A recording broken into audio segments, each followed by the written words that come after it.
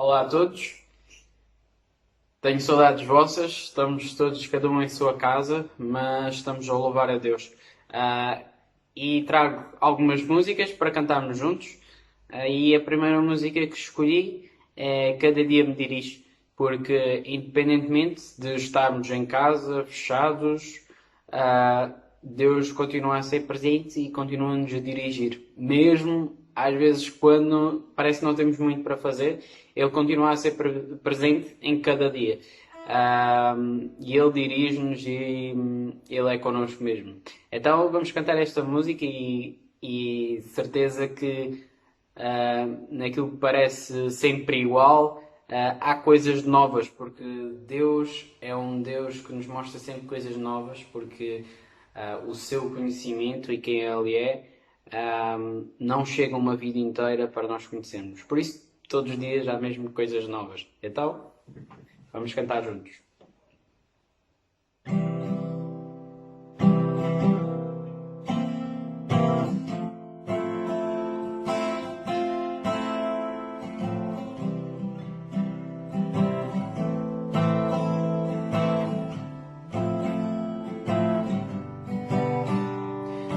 Cada dia me dirige, cada dia me protege, cada dia sinto seu amor por mim. Cada dia há coisa nova, cada dia vejo a prova do poder, do grande amor do meu Senhor e Rei. Cada dia me dirige, cada dia me protege, cada dia sinto seu amor por mim. Cada dia há coisa nova, cada dia vejo a prova do poder, do grande amor do meu Senhor e Rei.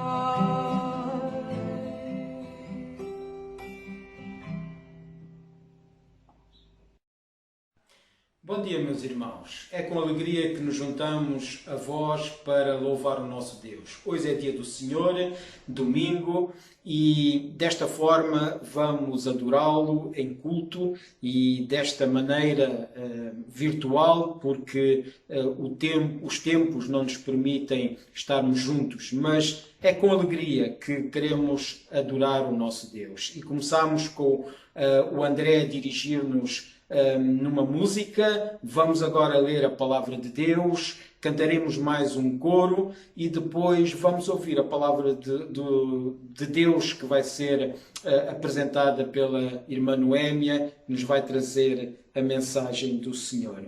E em Isaías, no capítulo 41, versículo 10, nós podemos ler o seguinte: Não temas, pois estou contigo. Não tenhas medo, pois sou o teu Deus. Eu te fortalecerei e te ajudarei. Eu te segurarei com a minha mão direita vitoriosa. Neste versículo 10, este versículo começa dizendo por isso. Por isso que está a falar daquilo que ele tinha dito no versículo 8 e 9.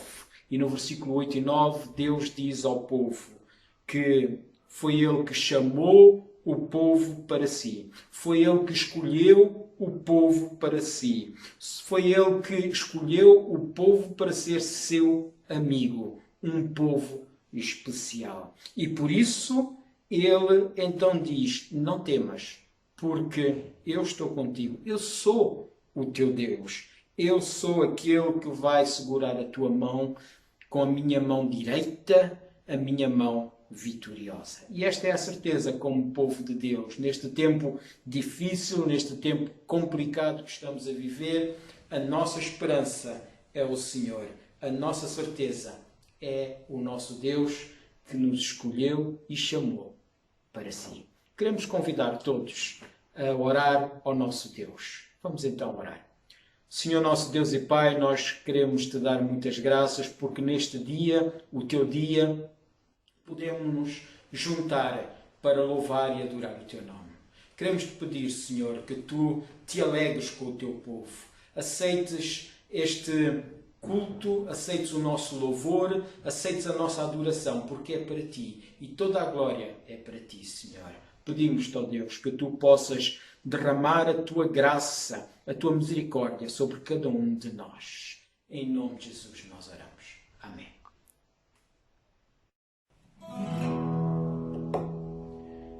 Do nascer do sol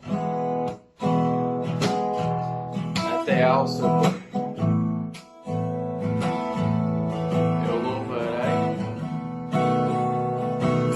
o nome de Deus. Vamos cantar juntos? Do nascer do sol até ao seu pôr, eu louvarei o nome de Deus. Do nascer do sol até ao seu pôr, eu louvarei o nome de Deus. Por isso eu canto aleluia, aleluia, aleluia, aleluia, aleluia, aleluia, amém. Por isso eu canto aleluia, aleluia, aleluia, aleluia, aleluia, aleluia, amém. Do nascer do sol até ao seu pôr, eu louvarei o nome de Deus.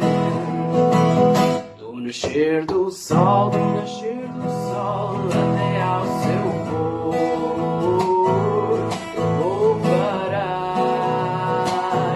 o nome de Deus. Por isso eu canto aleluia, aleluia, aleluia, aleluia, aleluia, aleluia, amém. Por isso eu canto aleluia, aleluia, aleluia, aleluia, aleluia, aleluia, amém.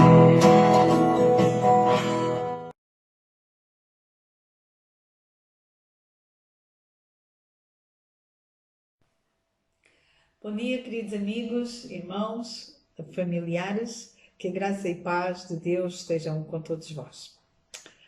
Vamos hoje falar de uma história de transformação, uma história de transformação da amargura para a felicidade. Todas as histórias que conhecemos são histórias de travessias, umas mais fáceis, outras mais difíceis. Algumas são travessias até de felicidade extrema, como que vivendo um sonho. Outras são travessias extremamente difíceis, dolorosas, como que de um pesadelo. É uma dessas travessias que estamos a viver agora devido à pandemia do Covid-19. É um tempo extremamente difícil, tem trazido desespero, tem trazido dor, sofrimento e até morte. Todos nós estamos extremamente apreensivos e preocupados, pedindo a Deus a sua misericórdia sobre nós. Mas quando pensamos na sua palavra e naquilo que ela nos ensina, nós podemos confiar neste Deus maravilhoso que está presente nas nossas travessias mais dolorosas. Gostaria então hoje que refletíssemos juntos numa história que se encontra narrada na Bíblia, no livro de Ruth. É uma história de dificuldade extrema, uma travessia de desespero, de solidão, de dor e de morte. Estou a falar da história da sogra e da nora, de Noemi e de Ruth. Uma história muito conhecida, em que Noemi atravessa verdadeiramente um tempo de dor, de sofrimento, de amargura, de morte, de solidão, solidão mesmo interior, um vazio interior e completo desamparo. Nós vamos ler na nossa Bíblia, logo no início do livro de Ruth, a partir do primeiro versículo, e conta-nos esta história. Na época em que os juízes governavam, houve fome na terra. Por isso um homem de Belém de Judá foi morar por um tempo na terra de Moabe, com a sua mulher e os seus 2 filhos. O nome do homem era Elimeleque e o de sua mulher Noemi, e Malom e Quilion os nomes de seus 2 filhos. Eles eram efrateus de Belém de Judá, e ao chegar à terra de Moabe permaneceram ali. Então Elimeleque, marido de Noemi, morreu, e ela ficou sozinha com os seus 2 filhos. Eles casaram com mulheres moabitas, uma delas chamada Orfa e a outra Ruth, e viveram ali por quase 10 anos. Malom e Quilion também morreram, de modo que Noemi ficou sozinha sem os 2 filhos e sem o marido. Irmãos, o nome de Noemi significa agradável ou ditosa. Ela era uma mulher temente a Deus e, como nos diz logo no versículo 1, ela viveu no tempo dos juízes. Este tempo dos juízes foi um tempo muito conturbado, um tempo de apostasia, de afastamento de Deus, de degradação moral, não muito diferente dos dias que nós vivemos hoje, no século XXI. Noemi, segundo a narrativa bíblica, vivia com o seu marido Elimeleque, que significa meu Deus é rei, e com os seus 2 filhos, Malom e Quilion, viviam em Judá, na parte sul de Israel, na região de Efrata, numa cidade chamada Belém. Eles eram abençoados, eram uma família temente a Deus e viviam numa terra cujo nome significa terra do mantimento ou terra do pão. Eles moravam em Belém, uma cidade, portanto, de Judá, muito perto de Jerusalém, e diz-nos a palavra de Deus que eles foram morar por um tempo na terra de Moabe. E nós perguntamos porquê Moabe? Ora, seria talvez o trajeto mais fácil para fugirem da fome que tinha assolado a terra de Israel. Então eles saíam de Belém e do outro lado do Rio Jordão estava a terra de Moabe, para onde eles foram viver. Portanto, atravessando aqui o Rio Jordão, eles entravam na terra de Moabe, para onde foram viver, muito provavelmente por ser o acesso mais fácil para fugirem da fome que havia em Israel naquele tempo. Então, isto era uma família temente a Deus, eles adoravam o Deus de Israel, o Deus verdadeiro, e eles, por causa desta situação da fome, eles foram viver para Moabe. Mas ali naquela terra estranha, naquela terra pagã, onde os habitantes, os moabitas adoravam um Deus que inclusive requeria sacrifícios humanos, Noemi sofre o primeiro da sua dor. Ela perde o seu marido. O verso 3 diz então que Elimeleque, marido de Noemi, morreu e ela ficou sozinha com os 2 filhos. Ora, a seguir, o verso 4 vai nos dizer que os seus 2 filhos casam com mulheres moabitas. E este é provavelmente um dos outros problemas de Noemi. Ora, quem é mãe sabe que deseja o melhor para os seus filhos. As moabitas eram vistas pelos israelitas como mulheres ruins, tinham a conotação de serem feiticeiras perigosas por causa do Deus a quem adoravam. Agora imaginemos que um dia os seus filhos, Quilion e Malom, chegam perto da sua mãe e dizem: olha, nós temos uma namorada. E Noemi pergunta então: chama-se Orfa, diz Quilion, ela é moabita e nós vamos casar. E a mãe fica certamente muito apreensiva e chega ao Malom e diz: mãe, eu também vou casar com uma moabita, que é a Ruth. E então diz-nos o versículo 4 que estes 2 filhos de Noemi, 2 israelitas, casam com mulheres moabitas, aquilo que não seria exatamente o que Ruth tinha pensado para os seus filhos. E diz que eles ainda, depois de casarem com estas moabitas, viveram ali por quase 10 anos. E passado este tempo, Malom e Quilion morrem também, de modo que Noemi ficou sozinha, sem os 2 filhos e sem o marido. É completa solidão, é o completo desamparo desta mulher viúva e sem filhos, numa terra estrangeira, numa terra que adorava falsos deuses, numa terra longe de toda a sua família e de tudo aquilo que ela poderia ter e que lhe poderia dar algum alento. Então Noemi, para piorar a história, sente que toda esta situação pela qual lhe estava a passar lhe vem de Deus. E ela traduz bem isto quando, de regresso para a sua casa e conversa com as suas noras, ela diz-lhe precisamente isto. Ela diz às suas noras: a minha amargura é maior do que a vossa, pois a mão do Senhor se voltou contra mim. Ela sente que aquilo porque estava a passar tinha sido a mão do Senhor que se tinha voltado contra ela. E ainda quando ela chega a Belém e as mulheres a reconhecem e dizem: será que é esta Noemi? Ela responde assim às mulheres: não me chamem mais Noemi, ou seja, agradável, ditosa. Chamem-me Mara, que significa amargurada ou amargura, pois o Todo-Poderoso tornou a minha vida muito amarga. Na fartura parti, mas o Senhor me trouxe de volta de mãos vazias. Por que me chamais Noemi, visto que o Senhor se colocou contra mim e o Todo-Poderoso me afligiu? Ora, para agravar a situação do desespero de Noemi, ela ainda sente que aquilo por que estava a passar era a mão de Deus que estava contra ela. Noemi sente que tudo aquilo vinha do seu Deus. Bem, quando nós estamos demasiado amargurados, quando nos sentimos desesperados e sozinhos, a solidão, a dor, o desamparo, cega-nos muitas vezes espiritualmente. E neste tempo de sofrimento, de dor, de desalento, Noemi não conseguia perceber que havia coisas boas a acontecer. Noemi estava toldada pelo desânimo, pelo desespero, pelo sofrimento.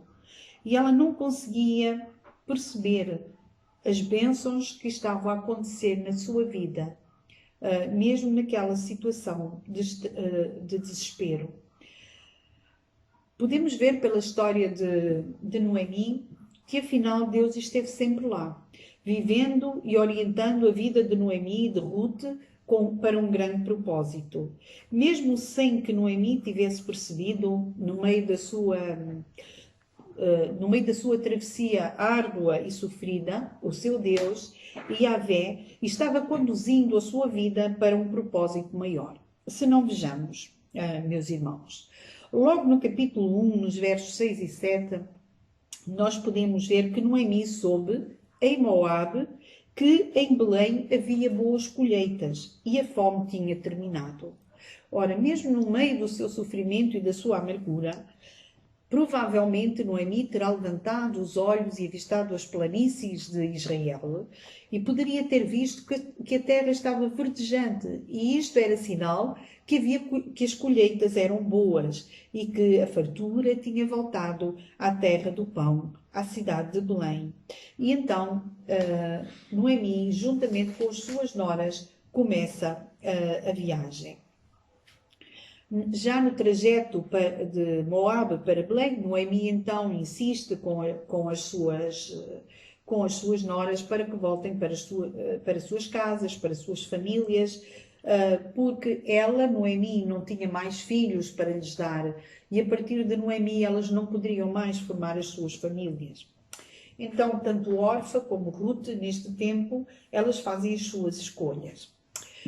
Chorando e com um beijo, Orfa despede-se de Noemi, mas Ruth apega-se ainda mais à sua sogra e faz a sua declaração, tão conhecida por a maioria de nós. Ela ama a sua sogra e escolhe então viver para o Deus de Noemi. E a declaração de Ruth que nós tão bem conhecemos, é esta: não insistas mais comigo para que eu te deixe. E deixa-me eu seguir-te, pois aonde quer que tu fores, irei eu também, e onde quer que ficares, ali ficarei. O teu povo será o meu povo, o teu Deus será o meu Deus. Onde quer que morreres, ali também morrerei eu, e serei sepultada. Que o Senhor me castigue se outra coisa que não seja a morte me separar de ti. O teu povo será o meu povo, o teu Deus será o meu Deus, disse Ruth a Noemi. Podemos ver então nesta passagem que a Moabita se converte ao Deus de Israel, ao Deus Todo-Poderoso. E isto é uma bênção que está a acontecer na vida de Noemi, a conversão da sua nora Ruth. Podemos dizer isto é estranho, mas porquê? Porquê que Ruth se converte? O que é que Ruth viu no Deus da sua sogra que faz com que ela se converta a este Deus de Israel? Aquilo que ela via em sua sogra era sofrimento, era perda, era morte. O que é que faz com que Ruth se converta a este Deus de Noemi? Meus irmãos, os propósitos de Deus são tremendos. Os caminhos de Deus são muito mais elevados que os nossos caminhos. E os mistérios de Deus são imensos. Ruth rende-se a este Deus verdadeiro, o Deus da sua sogra. O teu Deus será o meu Deus. Aonde quer que morreres, também ali morrerei eu. E serei sepultada. Que o Senhor me castigue, se outra coisa que não seja a morte me separar de ti. Coisas boas a acontecer, meus irmãos. Coisas maravilhosas. Bênçãos que Noemi, toldada pelo sofrimento, ainda não conseguia ver.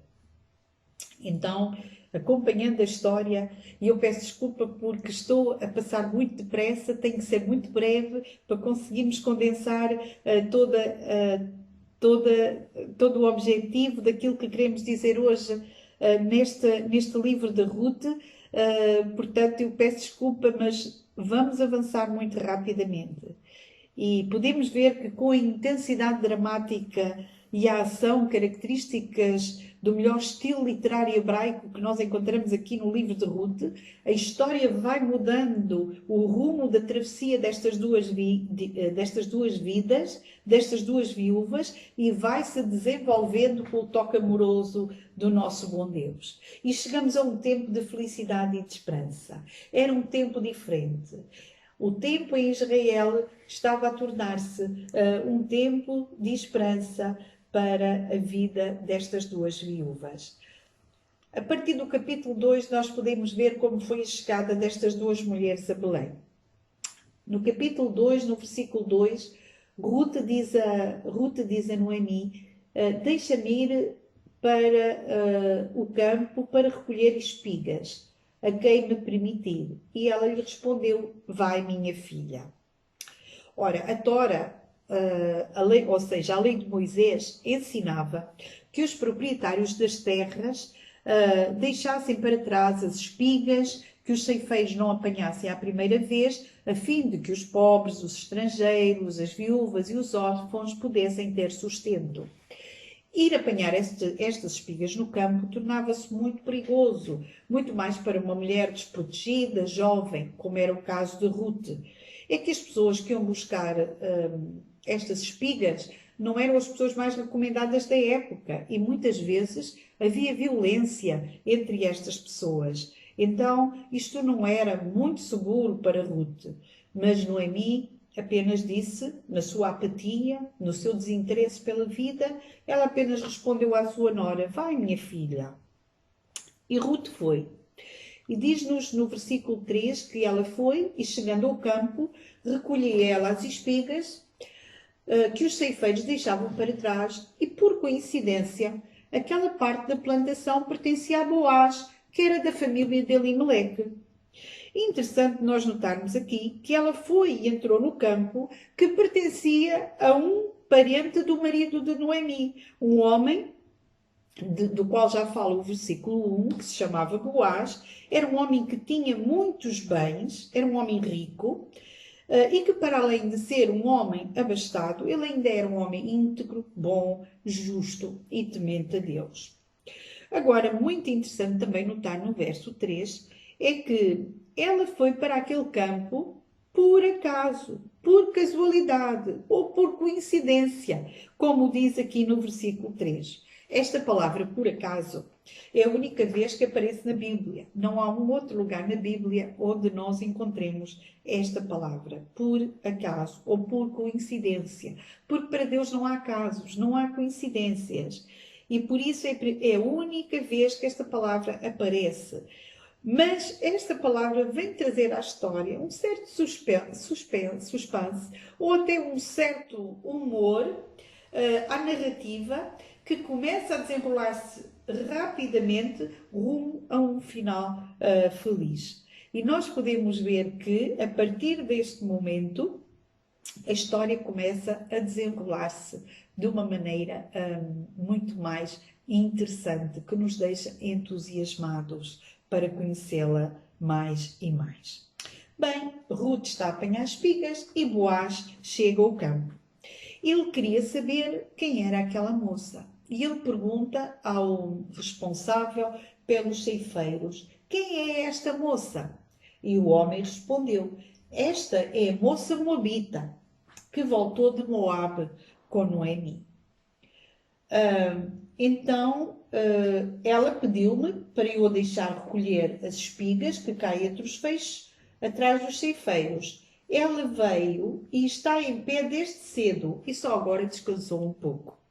Então Boaz, sabendo que aquela moça era a moabita, Ruth, a nora da sua parente Noemi, ele coloca-a a trabalhar com as suas servas, alimenta e dá instruções aos seus homens para que a deixem colher espigas, para que a protejam e para que a possam alimentar. No final do dia, Ruth, animada, ela leva para casa quase uma efa de cevada, o que correspondia aproximadamente a 22 litros deste cereal. Era uma grande quantidade de alimento para ela e para a sua sogra.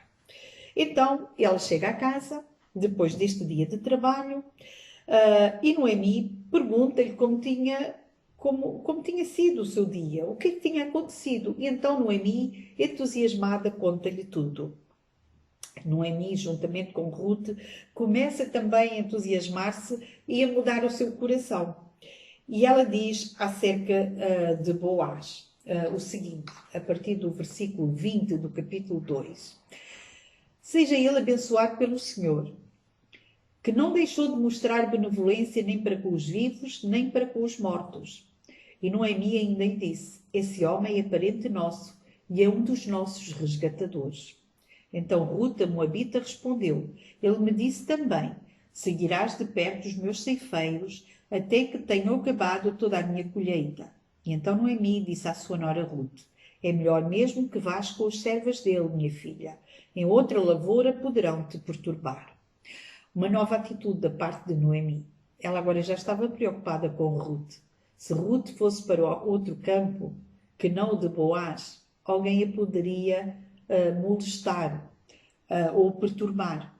Então seria bom que ela ficasse mesmo a trabalhar no campo de Boaz. E assim Ruth ficou com as servas de Boaz para recolher espigas até ao fim da colheita da cevada e do trigo. E ela morava com a sua sogra. Então, meus irmãos, um tempo de esperança. Encontramos uma nova esperança para estas duas mulheres viúvas, uma nova visão na travessia de Noemi e de Ruth. E é com esta nova visão que os dias vão passando em Belém, até terminar a cega da cevada, e não só a cega da cevada, mas a cega do trigo também. E então Noemi, não mais a amargurada, não mais a sofrida, mas Noemi, a agradável, a ditosa e a amorosa sogra, diz a Ruth: minha filha, não hei de eu buscar-te um lar para que sejas feliz? Não hei de eu arranjar-te um marido para que tu cases e tenhas uma família? Agora Noemi já pensa em felicidade. A barreira da amargura fora ultrapassada e Deus estava provendo grandes coisas através da vida destas duas mulheres.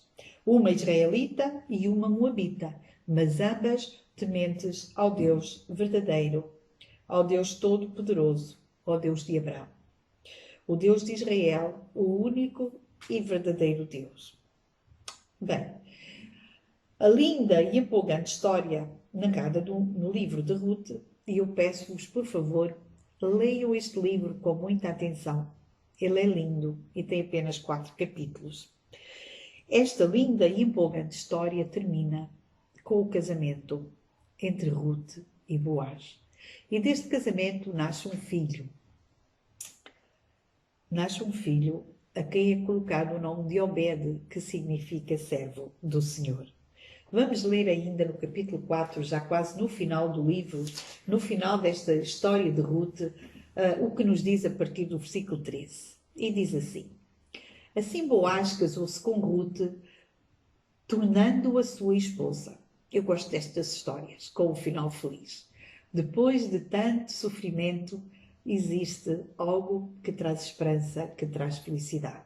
Então Boaz casou-se com Ruth, tornando-a sua esposa.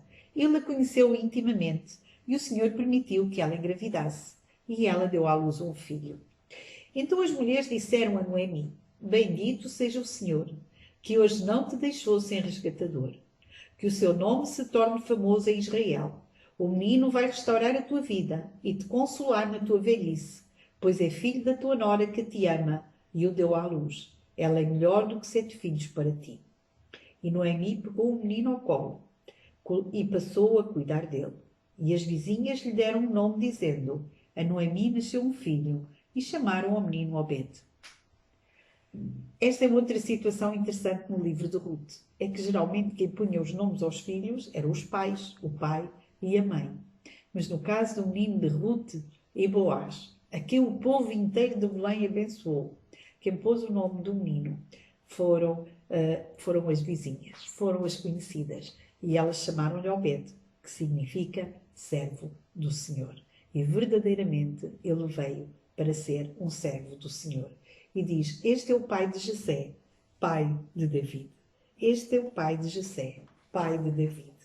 Ora, Obed foi verdadeiramente pai de Jessé, que por sua vez foi pai de David, do qual viria o Messias, o Salvador do mundo, o Senhor Jesus Cristo, aquele que de ambos os povos fez um, para que diante dele todos nós fôssemos chamados povo seu e fôssemos resgatados pelo seu grande amor. Sabemos que se aproxima a época da Páscoa, a época em que nós lembramos aquilo que o Senhor Jesus Cristo fez pelas nossas vidas. Ele veio para nos dar a salvação. Ele veio para que nós pudéssemos ter vida juntamente com Ele, para que nós formássemos um único povo, o povo seu, o povo que lhe agrada, o povo que lhe obedece e o povo que tem fé nele. Que nós possamos realmente viver este tempo marcado pela fé no nosso Senhor e Salvador Jesus Cristo, aquele que deu a sua vida por cada um de nós. Queridos irmãos, a história de Noemi e Ruth não é só uma história de dificuldade extrema.